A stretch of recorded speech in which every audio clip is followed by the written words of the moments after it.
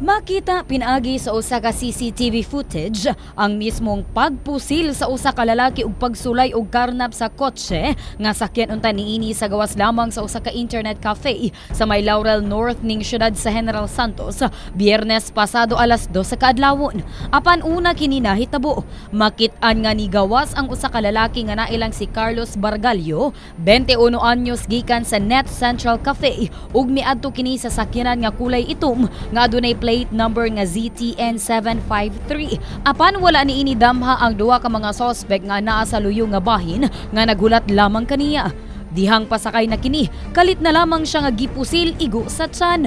Nasayran nga ang tag-iya sa sakyanan nga si Jasper Joseph Salva nga nagasunod lamang sa biktima ang nakakita sa maong panghitabo. Paspas usab kini nga mibalik sa Net Cafe tungod sa kahadlok. Naantay nila na lumabas na sumakay sa kotse. Yun ang cue nila para karnapin na yung BIOS. Dugang pa nga wala nagmalampuson ang mga suspect sa ilahang tinguha nga ilahang makuha ang maong sakyanan tungod wala kuno sila nakabalo pa unsa moandar ang susamang sakyanan, maong paspas na lamang sila nga miikiyas. Makit-an usab sa maong footage nga wala migawas ang gwardya sa internet cafe ug nagpabilin lamang nga mitan-aw sa gawas nga bahin. Wala usab niini gitugutan ang biktima, dihang mibalik kini ug mosulod unta sa internet cafe, giharangan niya kini sa pultahan. Tungod niini nahagba na lamang ang biktima haduol sa may pinto. Human sa pipila ka minuto dihang nasiguro nga wala na ang mga suspect, dinha pa natabangan si Bargallo sa higala ug sa gwardya ug mitawag sila og tricycle aron nga madala kini sa ospital. Base sa Pendaton Police, pinasahi ang maong insidente sa mga shooting incidents nga kanunay nga mahitabo sa Jansan tungod wala kuno nalambigit sa ginadiling droga o krimen ang biktima. Rinireview ko kanina ng mga nasa 5 beses na yung CCTV. Titingnan natin kung ma-enhance yun ng cybercrime natin. Kasi first thing ito na nangyari dito sa atin, kaya nga alarmado na ako na first time na ito na nangyari na na ganito na medyo na yung mga mga kriminal natin medyo desidido na masyado, medyo nakakainsulto na. Gisulayan usab og adto sa news team ang maong internet cafe apan nakauli na kuno ang gwardya ug bisa ng pamilya sa tag-iya sa sakyanan ang dili usab buot nga mohatag og pamahayag. Sa pagkakaron ang maong biktima ang padayon pang nagpaalim sa usa ka pribadong ospital sa Dakbayan ug matud pa kritikal ang kahimtang niini.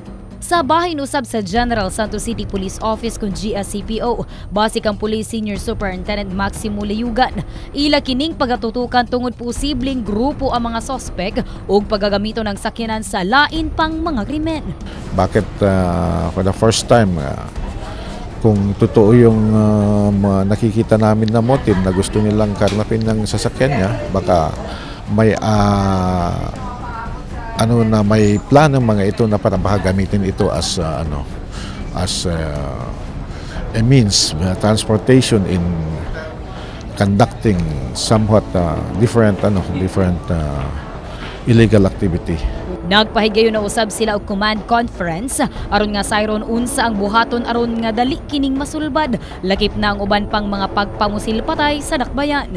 Actually, that's why as you see, I have all the officers here, the decision commanders and all the staff, concerned staff, especially the quad staff, that we have to talk about kung saan kami nagkukulang, and then we'll adjust our approach kung ano yung makikita namin na lapses, bakit nalulusutan pa rin tayo in spite of the fact that we are intensifying our crime prevention activities. Sa ulahing report, buot kunong muhatag og reward sa Pendaton Police Station kung si kinsa man ang makatudlo sa mga sospek o kung makahatag og bisan unsang impormasyon. Sa pagkakaron, duna na lamang mensahe si Police Chief Inspector Rocha ngadto na sa mga sospek. Ito naman is pure law-abiding citizen itong binaril nyo. Walang kasalanan ito sa inyo. Naghanap buhay ito ng tama, kayo ang hindi. Bigla nyo na lang binaril para kunin ang pinaghirapan niya. So talagang for sure, matagal pa ako serbisyo, tututukan ko yan. Oo, di kita titigilan to. Pag nakuha kita, tamad ka maghanap buhay ba? Pag nakuha kita, kukunin kita. Abby Lorenzo, Brigada News.